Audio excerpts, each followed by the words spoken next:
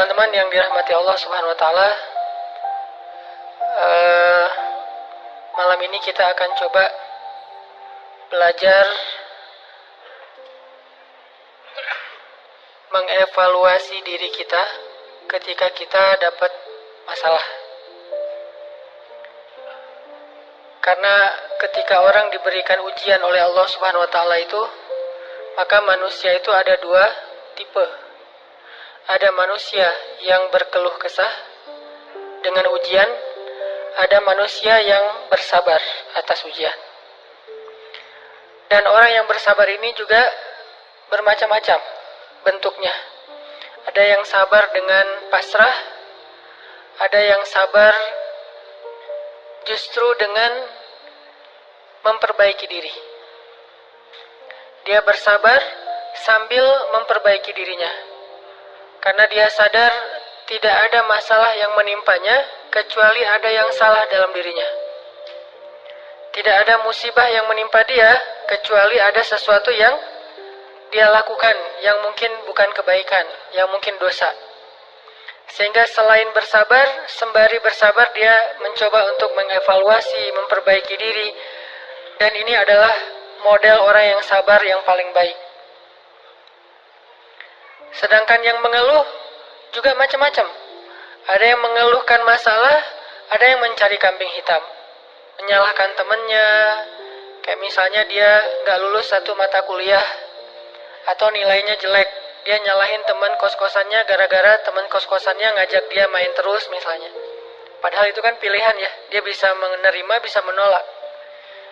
Bisa nyalahin mantannya, ini gara-gara saya diputusin, saya nilainya jadi jelek. Ya salah juga sih. Nah ini kan bentuk-bentuk keluhan nih. Ada yang menyalahkan, sampai tingkat keluhan yang paling parah itu menyalahkan takdir, menyalahkan Allah. Ya Allah, kenapa saya? Apa maunya Engkau? Dan seterusnya dan seterusnya. Nah malam ini kita akan bahas angle orang yang ketika diuji oleh Allah bersabar, dan juga sambil bersabar dia mencoba untuk memperbaiki diri.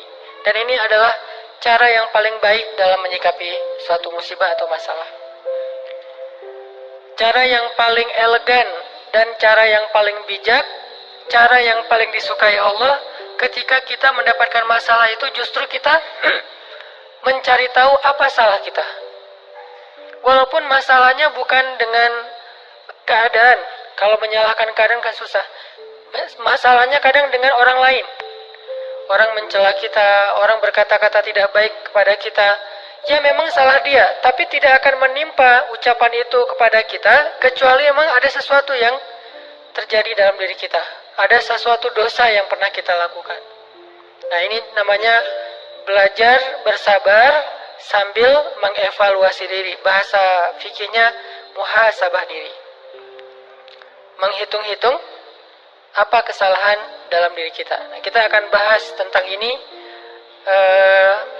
gimana caranya kita menghadapi masalah, menghadapi satu musibah, menghadapi satu kejadian yang tidak enak dengan sabar, tapi nggak sekedar pasif, nggak sekedar mengatakan innalillah wa inna ilaihi rajiun, nggak hanya sekedar mengatakan hasbiyallah wa ni'mal wakil, nggak hanya sekedar merasa ini adalah cara Allah untuk menaikkan derajat saya.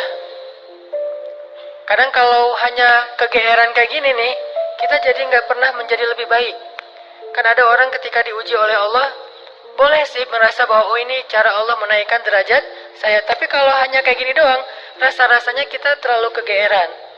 Dan kalau terlalu kegeeran, kita nggak punya dorongan untuk memperbaiki diri. Kalau saya lebih suka angle-nya, kalau orang lain yang kena musibah, kita bilang itu untuk mengangkat derajat dia. Kalau kita yang kena musibah, kita bilang ini karena dosa-dosa saya.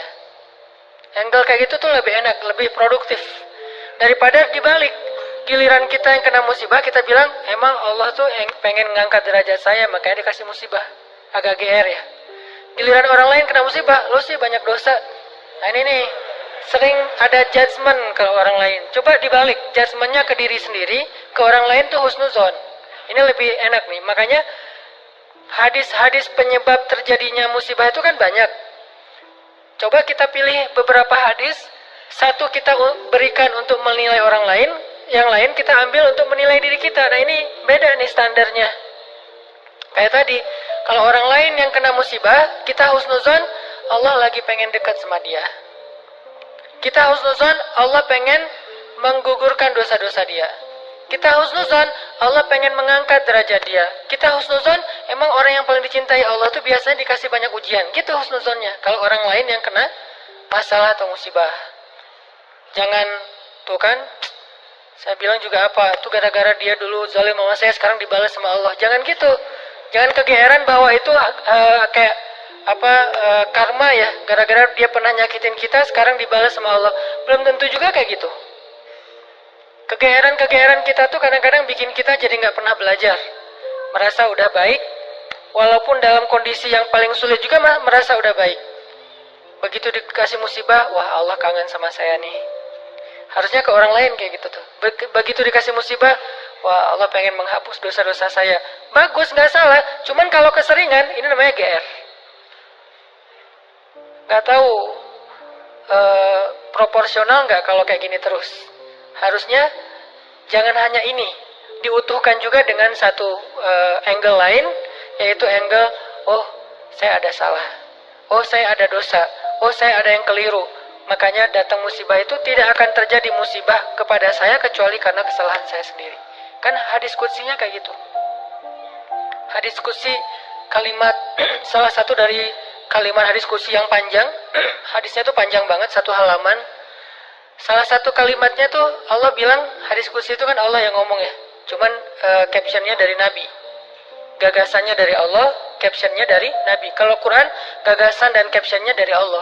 Kalau hadis, gagasan dan captionnya itu dari Nabi. Nah, Allah bilang, kalau kalian dapat masalah, kalau kalian dapat nikmat, janganlah kalian memuji kecuali aku.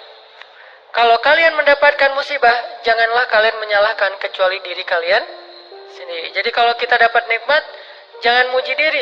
Gue emang, ya ginilah. Kita sering kalau ke diri itu yang enak-enak aja diambil. Kalau misalnya orang lain, itu mah kebetulan doang misalnya. Kalau giliran kita, ya ini memang saya memang kayak gini orangnya, bukan sombong ya gitu. Nah ini artinya kita terlalu sering kegeeran. Kalau kita dapat nikmat, yang dipuji adalah Allah. Makanya kalimat yang paling Allah suka itu Alhamdulillah. Itu kalimat yang paling Allah suka. Kita memuji Allah kalau kita dapat nikmat. Kita bilang, hadza min fadli rabbi. Ini anugerah dari Allah, ini hadiah dari Allah, ini kebaikan dari Allah, ini karena Allah ngasih, dan seterusnya. Jadi yang dipuji itu Allah. Wa amma bi ni'mati rabbika fahaddits, itu membicarakan nikmat Allah. Bukan membicarakan kehebatan diri kita. Tapi kalau diberikan musibah, jangan kita menyalahkan siapapun kecuali diri kita sendiri. Nah ini salah satu angle yang dibangun lewat hadis qudsi. Walaupun kadang bisa kita secara realistis melihat kesalahan orang lain. Untuk apa? Bukan untuk mengkambing hitamkan dia. Kalau emang dia salah, bukan untuk mengkambing hitamkan. Untuk apa? Untuk menghindar, untuk waspada, jangan sampai kita jadi korban dia lagi untuk kesekian kalinya. Kayak ada orang yang zalim. Gara-gara kezaliman dia, akhirnya kita kena batunya nih. Ada orang yang dalam satu tim, misalnya nggak jujur. Akhirnya kita kehilangan satu proyek, satu usaha kita tuh bangkrut gara-gara dia nggak jujur. Memang dia yang salah. Salah satu yang salah itu adalah dia. Dan kita akui bahwa itu kesalahan dia, tapi bukan untuk mengkambing hitamkan dia.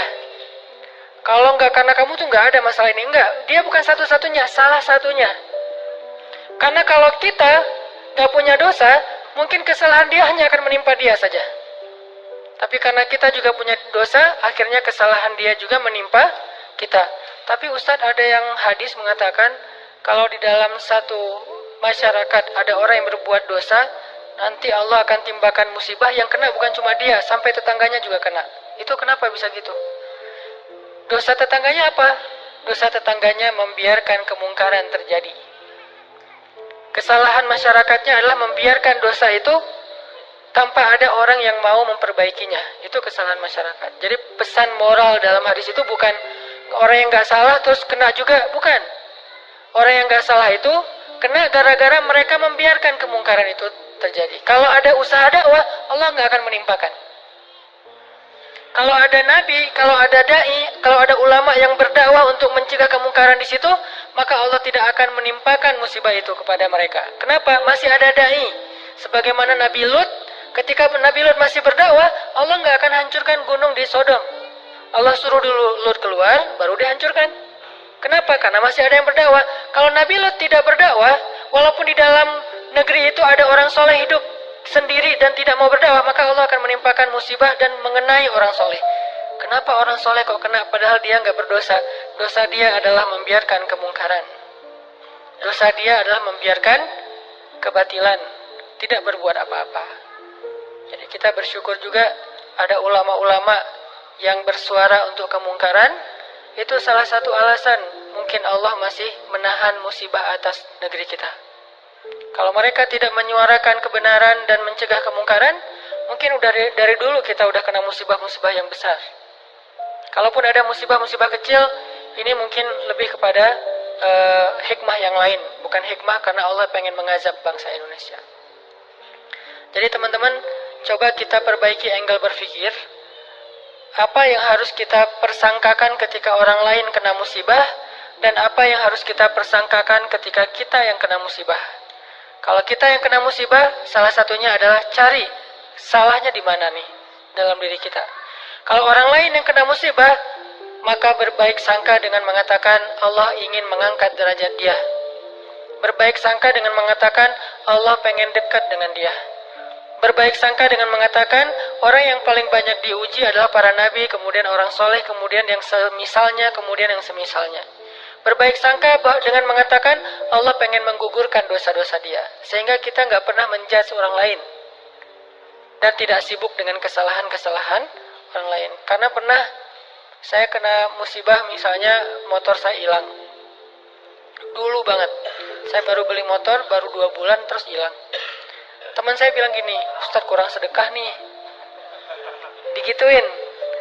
Ya sih, saya akan nggak mungkin dong saya ngebantah kan ya.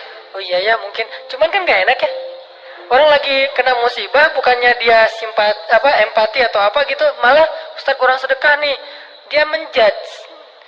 Dan kalau saya kepancing, nggak tahu sedekah saya kayak gimana, kan habis pahala sedekah saya. Udah pahala sedekahnya cuma sedikit, riak pula gara-gara kepancing sama dia, hilang kan, nggak ada manfaatnya kan ya.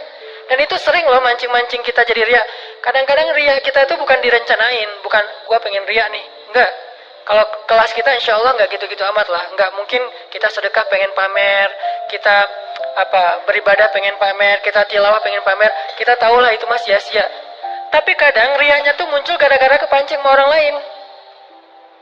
Lo nggak pernah gua ngeliat baca Quran, wah lo nggak tahu gua di HP ini ada Quran sampai 5 aplikasi loh. Buat apa juga banyak-banyak sama aja isinya. Aplikasi Al-Quran tuh ada 5 di sini, dan sehari tuh coba lo lihat, dan terakhir udah baca sampai surat berapa. Kan kepancing tuh, riaklah kita gara-gara orang lain. Atau misalnya taklim atau apalah, atau umroh, haji, sedekah kayak gitu-gitu. Ada yang mancing. Lo nggak peduli banget dengan saudara-saudara kita yang di Palestina. Itu di sana tuh ngeri banget loh keadaannya. Lo kayaknya biasa-biasa aja. Lo ngelihat gue main, tapi gue tuh sedekah, gue tuh donasi terus setiap minggu tuh ngirim 1 juta, habis kan? Ini riya yang kepancing namanya. Dan sama statusnya dengan riya yang direncanain. Makanya jangan gampang kepancing. Dia ngomong gitu ke saya lagi hilang motor, dia bilang Ustadz kurang sedekah. Kemarin ketinggalan dompet, ketinggalannya di rumah ternyata. Gak tahu kemana dompet, panik gitu kan, soalnya SIM 2 di situ baru dibikin. Udah gitu kartu ATM gitu, terus ada foto anak. Alhamdulillahnya gak ada duit. Tapi kan kartu lumayan tuh, blokir ATM dulu, terus mau ngirim SIM, mau ngurus SIM juga, ngurus KTP, apalagi sekarang lama ngurus KTP-nya, masa kemana-mana saya mau bawa surat gitu, nunjukin kan naik pesawat, males banget kan ya, nggak keren kalau nggak ada kartu teh. Kemana-mana mau check-in pesawat, tunjukin kertas. Aduh, gimana rasanya nih, berat. Tiba-tiba ada yang iseng lah gitu.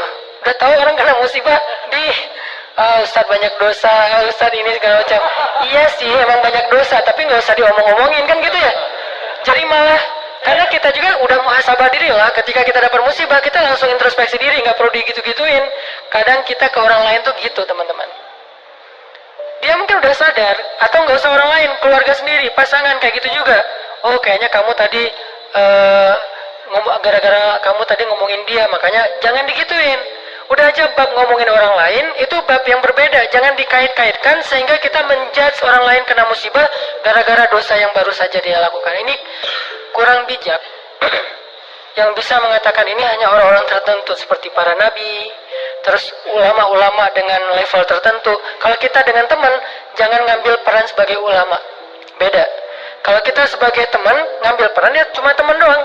Empati, peduli, bantuin. Kalau ulama, kapasitasnya emang menasehati. Ulama itu kapasitasnya emang mengeluarkan fatwa. Bahkan menjudge, itu hak ulama menjudge. Karena ulama itu sama kayak hakim. Tugas hakim itu adalah menghakim, menyampaikan hukum halal, haram, hak, batil, dan seterusnya. Tapi kita kalau ke teman, beda sama ulama. Kalau ulama kayak gitu, maklumi. Emang tugas ulama kayak gitu. Kalau kita mengambil peran ulama, ini nggak bisa dimaklumi. Ini agak blunder, agak offset nih kalau menurut saya. Jadi kalau teman-teman ngedengar ada ustadz-ustadz yang di sosial media berfatwa, itu emang tugas mereka.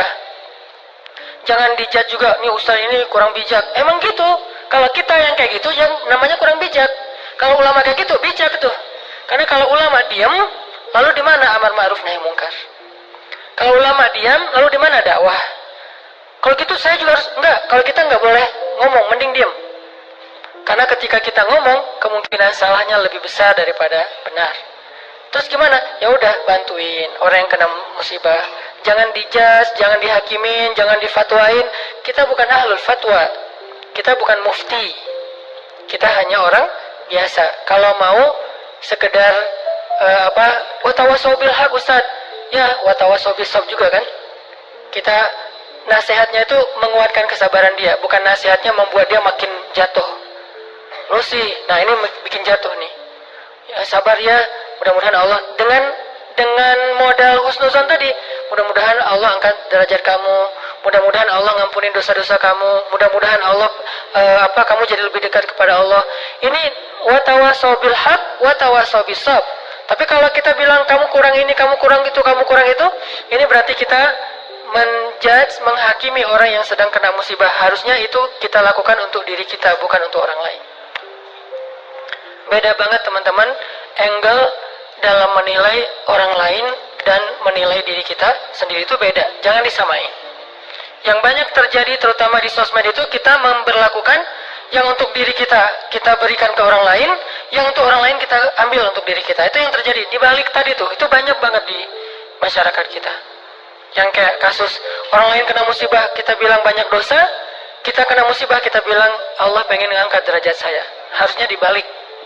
Kalau dibalik insya Allah kan nggak ada perdebatan ya, nggak ada haters, nggak ada keributan, nggak ada keramaian, nggak ada unfollow, nggak ada left group, nggak ada yang kayak gitu-gitu. Kenapa? Karena semuanya melihat ke orang lain dengan husnuzon, melihat ke diri sendiri dengan muhasabah, dengan mengevaluasi kesalahan sendiri. Ini poin pertama. Mudah-mudahan jadi pola pikir dalam kita berteman, pola pikir dalam kita bersosmed termasuk. Karena kalau pola pikir ini dibalik tadi bahaya. Kita nggak akan pernah punya teman yang nyaman berada di sisi kita. Terus disalah-salahin. Apalagi nanti kalau udah punya pasangan, nggak akan betah dia kalau terus-terusan disalah-salahin walaupun salah. Kadang dia salah, tapi nggak usah disalah-salahin. Cukup dibantu, nanti dalam momen-momen yang lebih normal, lebih enak, baru dikasih tahu. Tapi kalau misalnya dia lagi ada masalah, disebutin lagi kesalahannya, secara manusiawi dia pasti akan ilfil. Alih-alih dia nerima nasihat kita malah menjauh, malah jadi masalah baru. Ini angle berpikir. Terus yang kedua, kita coba lihat bagaimana cara para ulama menyikapi atau merespon masalah. Gimana orang soleh dulu ngerespon satu musibah. Orang soleh dulu, kalau mereka dapat musibah, mereka selalu memeriksa pertama hubungan mereka dengan Allah. Itu yang pertama diperiksa. Karena nggak mungkin ada musibah kecuali karena ada masalah antara kita dengan Allah.